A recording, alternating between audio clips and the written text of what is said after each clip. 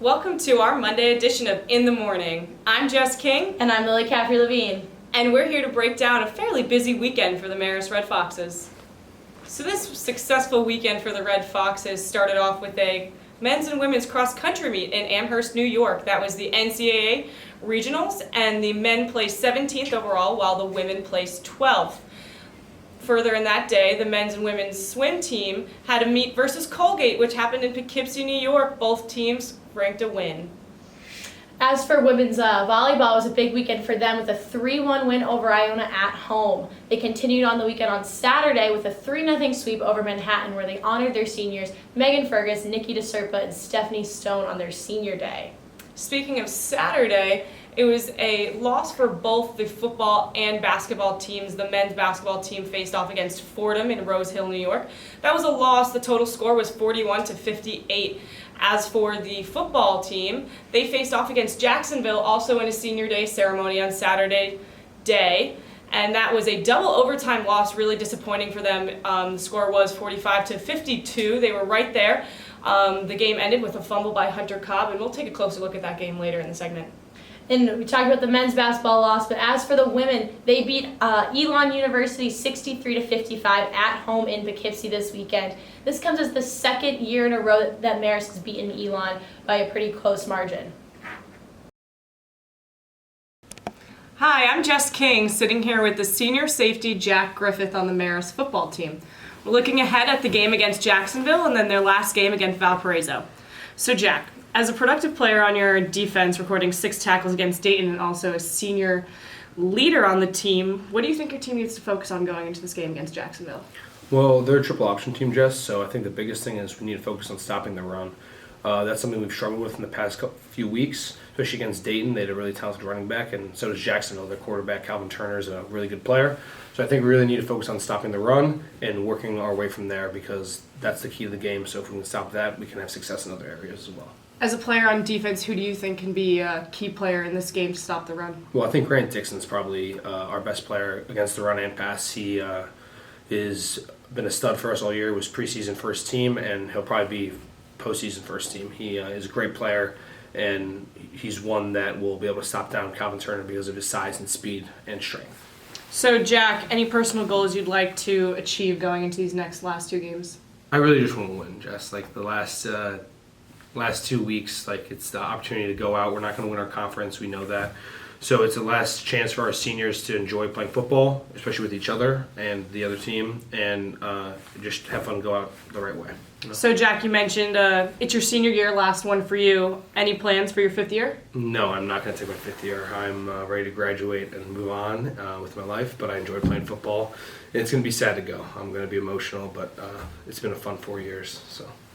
Great. Thank you so much, guys. Now let's take a closer look at this double overtime loss for the Red Foxes, and a disappointing one on their senior day versus Jacksonville.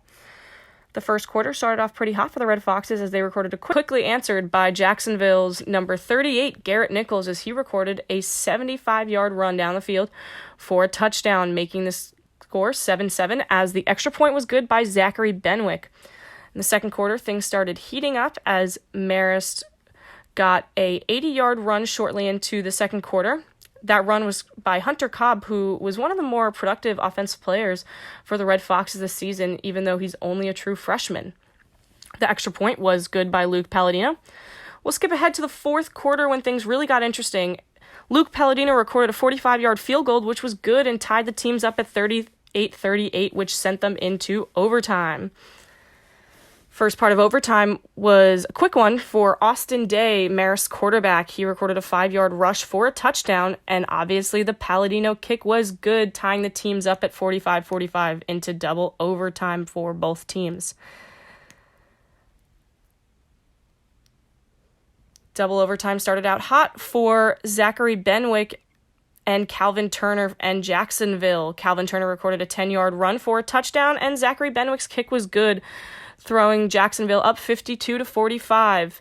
Disappointing loss as Marist fumbled the ball near the end zone in double overtime by no other than Hunter Cobb. And that was the game for the Red Foxes.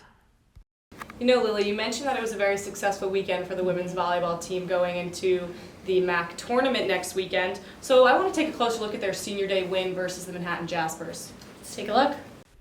The Red Foxes flat out dominated this game from start to finish. As you can see, a big hit from the back row from outside hitter Megan Fergus, who recently has been hitting from the back row this season, which she said credits to her outstanding numbers so far this season.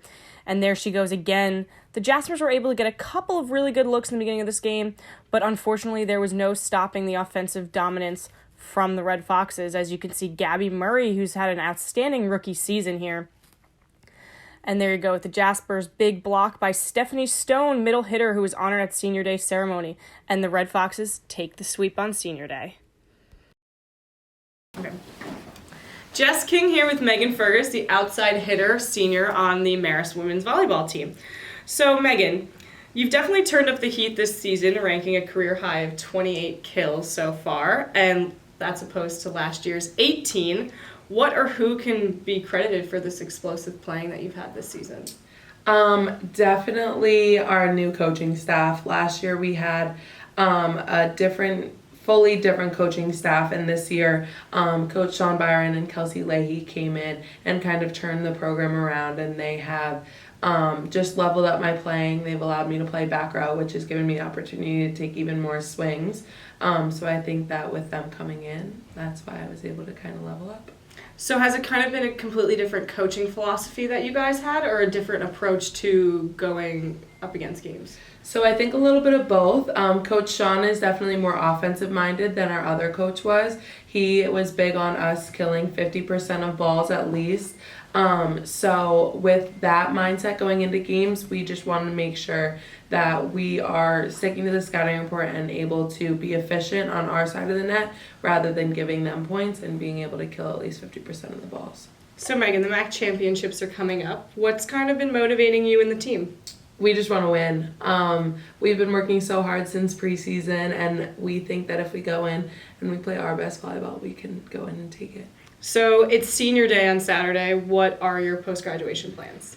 I'm actually staying another year because I have to finish up my master's. I'm doing a 5-year master's program, so I'm looking to kind of stay in athletics some way. So we'll see how that goes. Great. Thank you for your time, Megan. Thank you.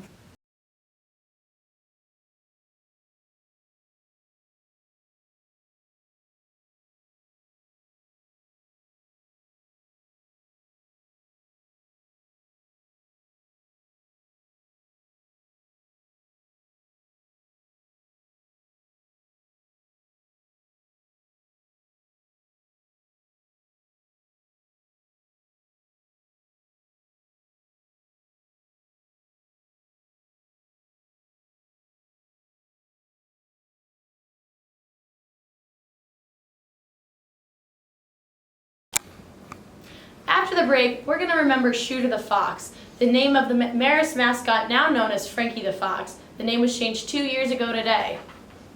Really sad news, and I heard it was a really tough transition for a lot of the student population at Marist College. So all that and more coming up next on In the Morning.